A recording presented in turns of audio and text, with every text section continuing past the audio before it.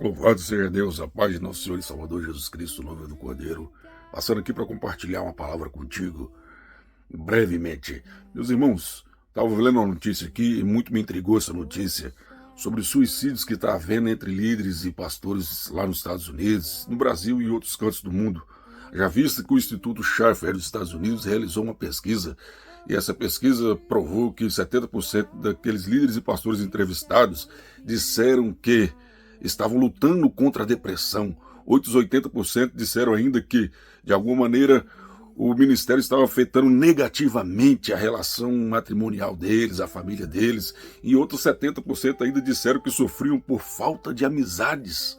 Meus irmãos, e algo comum entre esse suicídio entre os pastores e os líderes, segundo essa pesquisa foi feita por essa instituição americana, dizia que aqui havia uma grande exaustão física e emocional entre esses pastores e líderes. Outros sofriam com depressão graças às traições ministeriais, a baixos salários e ainda devido à falta de amigos, meu irmão. E isso é muito intrigante, sabe por quê? Porque, meu querido, quando ingressamos no ministério, pois nós somos dados ao ministério, porque Deus não dá ministérios aos homens, mas Deus dá homens e mulheres ao ministério dele. Meu querido, ao ingressar no ministério, devemos ter consciência de que não devemos esperar que o ministério nos traga felicidade. Não devemos esperar que o ministério nos traga fama, riqueza, que nos traga conforto. Meu querido, não espere nada do ministério. Doe-se ao ministério, se dê ao ministério, meu amado.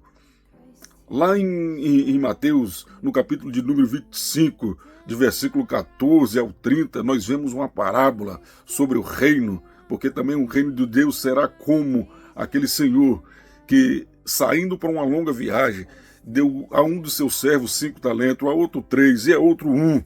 E ao voltar ele cobrou aqueles talentos, meu amigo. E cada um fez aquilo que lhe coube. Um granjeou um talento de uma maneira, aqueles 5 talentos que recebera, e fez com que o reino do seu senhor prosperasse. O segundo da mesma maneira, mas o outro enterrou. Eu não quero me alargar muito aqui dentro dessa parábola, mas quero que você entenda que os talentos servem para fazer com que o reino do Senhor prospere, meu irmão. Então, ao você ingressar no ministério, entenda isso, que o que deve prosperar é o reino do Senhor. O ministério é para isso, é para fazer com que o reino do Senhor cresça e prospere. É para isso que ele lhe confere talentos, é para isso que ele lhe deu ao ministério, ministro de Deus. Seja tu um pregador, seja tu um cantor, seja tu um líder, seja tu um pastor, meu irmão.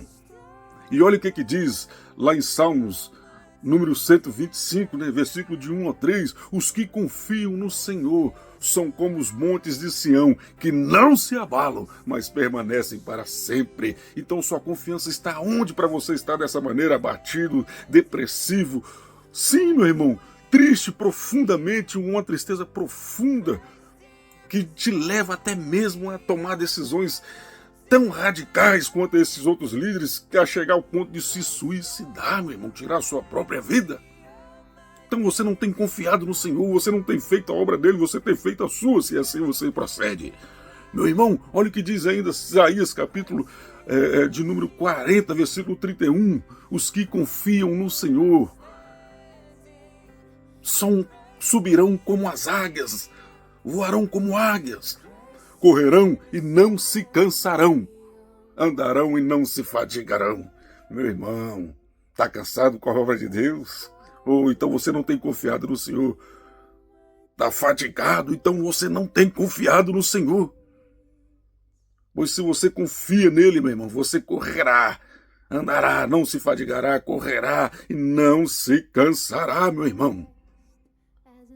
Ainda que haja um certo cansaço físico, a alegria do Senhor, ela vem e te enche, meu irmão. E você não se cansa, você permanece firme, você continua andando, seguindo avante, se dando ao ministério, se doando ao ministério, meu querido, e não esperando nada em troca por ele. Glorificado seja Deus, bendito seja o nome de Adonai. Meu irmão, olha o que Paulo diz, ainda para aqui terminar. Lá em Efésios, ou melhor, Filipenses capítulo 4, no versículo 12, né? Ele disse que aprendeu a ter em abundância, ter abundância de coisas, pois era um homem rico mesmo, era de uma família rica, né? Pois nasceu em um berço de uma família rica, da tribo de Benjamim, né? Tanto que lá em Tarso, na Cilícia, tanto que estudou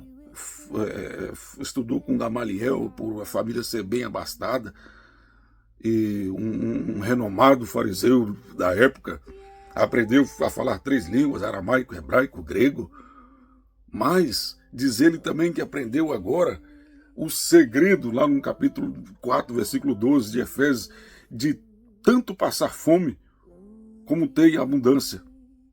De tanto não ter nada como ter abundância, meu irmão.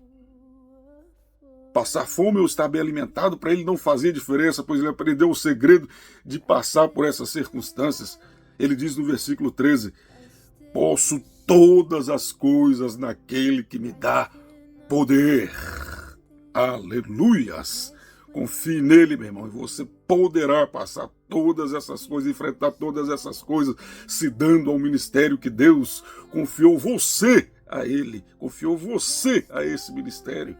Louvado seja o nome do Senhor, meu querido. Se fortaleça em Deus, que Ele seja sua alegria, que Ele seja sua força, porque você deve se alegrar, meu irmão, nos teus sofrimentos.